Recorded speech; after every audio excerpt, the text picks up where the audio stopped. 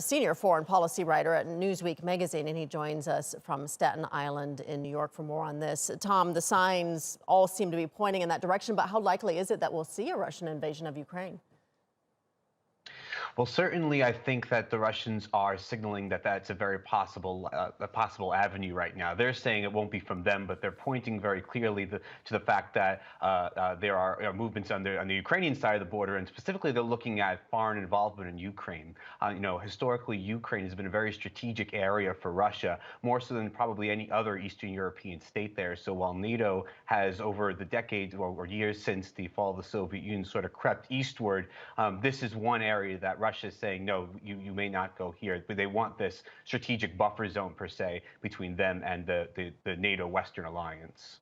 What kind of leverage does Washington and possibly NATO have to get Russia to pull back in this conflict?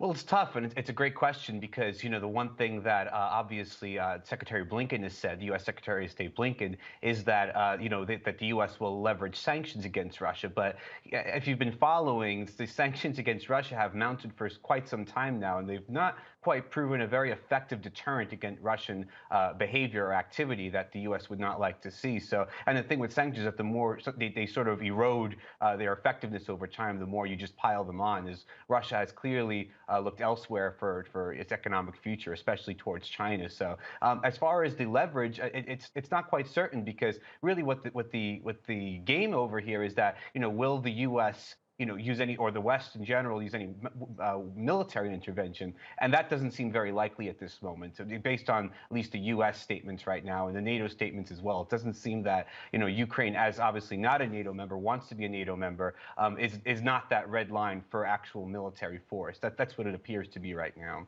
Right, but if sanctions aren't likely to be a deterrent and the West isn't inclined to use military force, I mean, what measures might we see the U.S. or the EU use to defend Ukraine if it comes to that? Sure. Well, I'm not sure that sanctions will stop Russia, but they could certainly hurt Russia in certain ways, and I think Russia's aware of that. I think that right now there has to be sort of a recalibration, a rethinking of exactly what the West's intentions are with Ukraine to begin with, as far as its future in NATO, its future for the EU, and certain institutions like that. The NATO, obviously, after the fall of the Soviet Union, as I mentioned earlier, sort of took advantage of a weaker Russia to be able to bring some of these countries of the former Soviet bloc into its fold. And now that, once Russia became a stronger country, these areas are being used as the base against Russia, and Russia feels in some way suffocated by that. So I think that when you hear President Putin say things like, that there's going to be no more eastward expansion of NATO, that weapon system must be removed, I think this is really what there's the Minsk agreements, there's other things going on as far as the Ukraine, I should say, conflict itself, but this really is what it comes down to. This is the core of it. So there needs to be, I think, some dialogue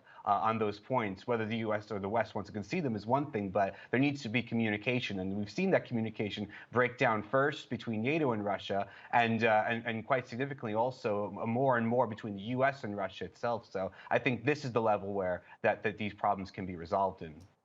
The Ukrainian President Vladimir Zelensky says direct talks with Moscow are needed to end the ongoing war in the East. Is that possible at this point, you think, and how might that be facilitated? Well, I certainly think that dialogue on that level is important as well. But I mean, I think Putin, has himself sort of signaled that he wants a higher level understanding. That he can certainly speak with Zelensky, and I think that there is goodwill there. I think that is a goodwill statement to make to be able to forward those talks. But yeah, at the end of the day, it doesn't seem likely that the Crimean issue will be reversed. And perhaps not even the two republics that have declared themselves separatist states. So it depends what the Ukrainian president wants to gain out of these talks. Is he looking to slow down the sort of build up on the Russian side of the border? Is he looking to sort of secure some kind of special status for those republics in the Donbass? Is he looking to concede the Crimean issue? I mean, these are heavy asks that I imagine the Russians would bring to these talks and not really have any sort of they would probably walk back from that. And what leverage would the Ukrainian president really by himself really be able to push against the Russians on that. I think that there really needs to be a higher level consultation to resolve the broader issues here. But again, I think that, of course, Russia-Ukraine dialogue would be helpful.